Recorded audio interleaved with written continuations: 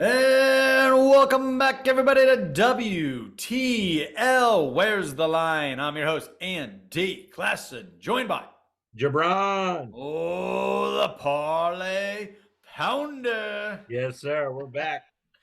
Yes, we are, and we're going to be talking a little NCAA basketball, some local teams Yeah. making some hay right now, making some headlines. And we're going to talk a little bit more about the association, an NBA game that the Parlay Pounder himself might be in attendance to.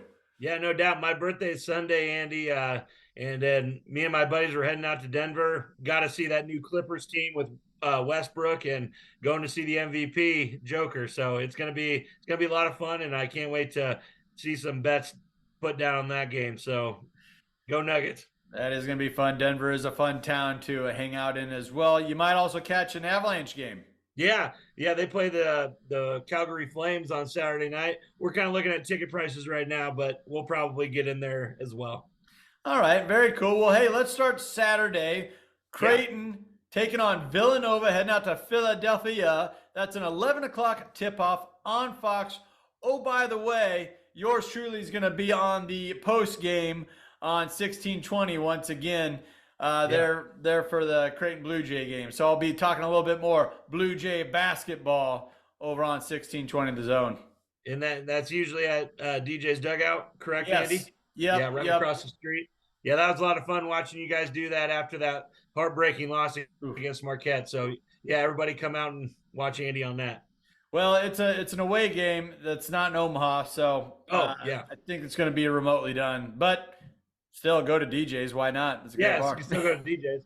No, it was just a lot of fun watching you do that after the Marquette game. Oh, thanks. Obviously, it was a lot of fun, and a big shout out to Jimmy Allen and all the good folks over Yeah, there at 1620 for inviting me on, and then hey, invite me back. Gotta love yeah, it. no doubt, no doubt. So let's start right there. These are two teams going in opposite direction as of late. Villanova was on a little bit of a skid, picked up a big win over the 16th ranked Xavier Musketeers. At the same time, right afterwards, Creighton fell at home to Marquette. Now, Marquette is a top 10 team. They might even climb the rankings a little higher. Creighton's Yeah. going to be on the road. How do you feel about this one, Jabron? Well, Andy, they did just play each other on the 4th of February. That was a really close game, but that was at Creighton, and they Yes. only ended up winning by 5 points. Really close game throughout the game, and Villanova, they're not a pushover. Everybody's saying they're down, but they're down from being a national championship-esque team. They're Yeah. still one. They're still a very, very good team. Middle of the pack in the Big East. They're never going to be a bad team. Villanova knows how to play basketball. They know how to do it well, and they know how to play at home as well, Andy. So you see their last three home games against Butler, Seton Hall, and DePaul, all really good teams, and they beat all three of them coming into Villanova. Yeah, their only loss out of the last five is to Providence, and we know how good Providence can be. Obviously, knocking off Creighton Yeah, just about a week ago in double overtime, but that's how good Providence really is. I think they're right there at the top of the heap in the Big East as well. This is just going to be a classic Big East, a new classic if you want to call it that. yeah, Clash here between a couple of teams that are really jockeying for position now. Because Creighton, if they drop this one, they could really slip in the conference seeding. And you know how that conference tournament can go. I think there's only, what, two or three games left in the season. If yes. Creighton doesn't get the draw they're looking for, that could really impact where they're at come March when the bracket comes out for, March Madness. Agreed, Andy. Like you said, Creighton only has three games left at Villanova, in Creighton against Georgetown, and then on the road again at DePaul on March 4th. So these are really, really big games for Creighton. Obviously, Villanova's still fighting for, good position in that Big East tournament as well. So I really do like the Creighton Blue Jays here to win the game. I think they'll come in about a 2-point favorite, Andy. So I like them. I think they'll bounce back after this Yeah. heartbreaking loss against Marquette and really put it to them. So I like Creighton on the road to beat Villanova. I do too. Creighton's 18-10, and I kind of like this Creighton team, and I like how their bench is becoming more involved. You got Mitchell, Miller, Yeah. Miller times becoming a thing now in Omaha, and I think that's the boost that this Creighton team needed, especially down the stretch. And they have so many options in their top five as far as scoring goes.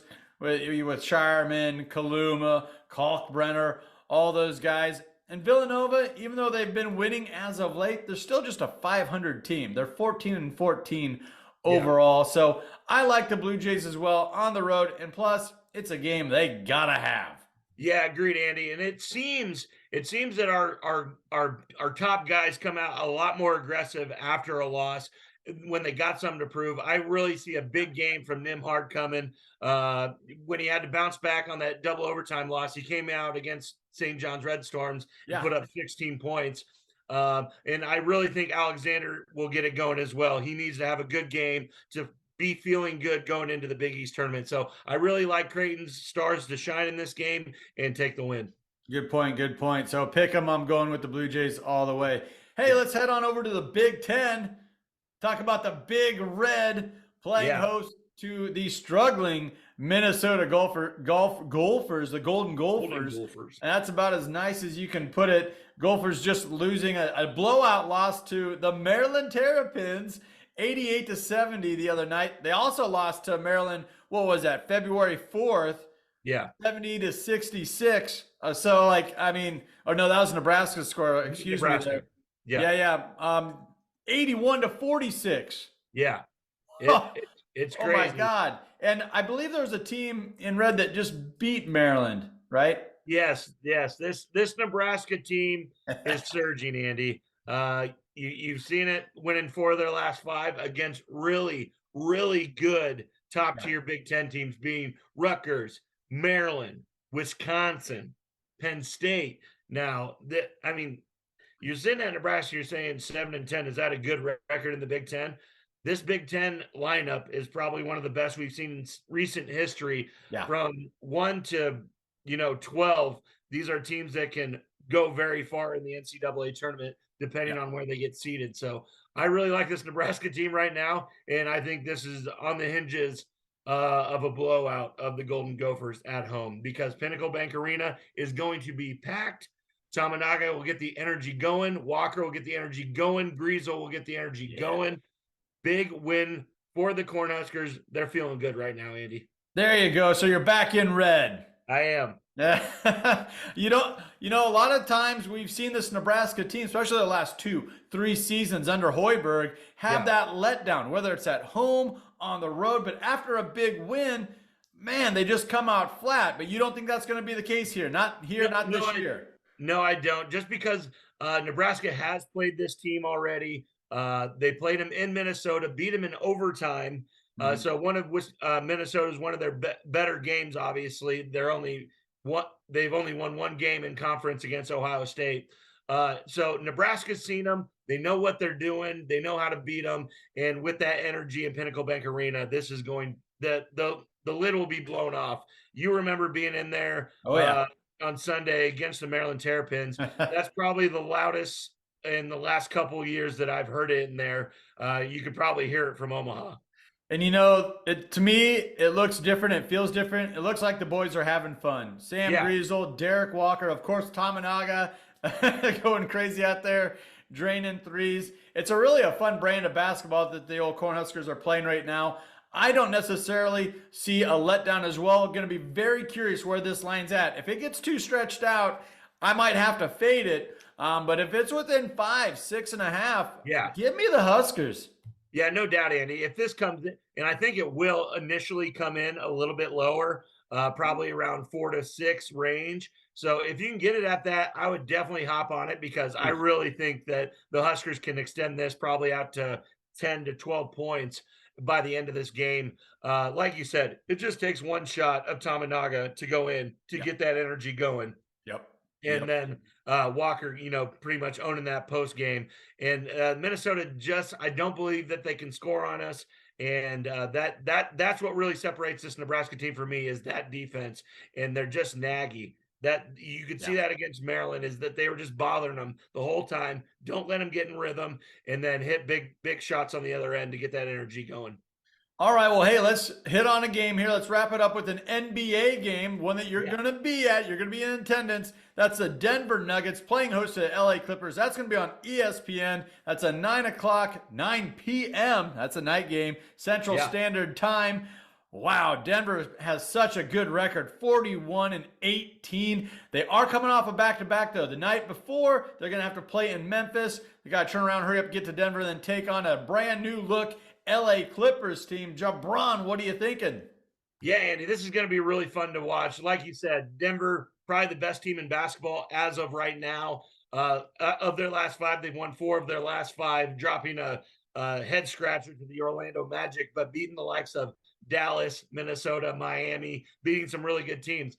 On the other hand, like you said, Westbrook coming in to LA might take him a little bit to get acclimated, but I believe they'll bring him off the bench initially. Yeah. So he's just an energy guy anyways. So it won't take very much to get him going. But right before this team went into the break, they just beat 2 really good teams in the Phoenix Suns and the Golden State Warriors, Andy.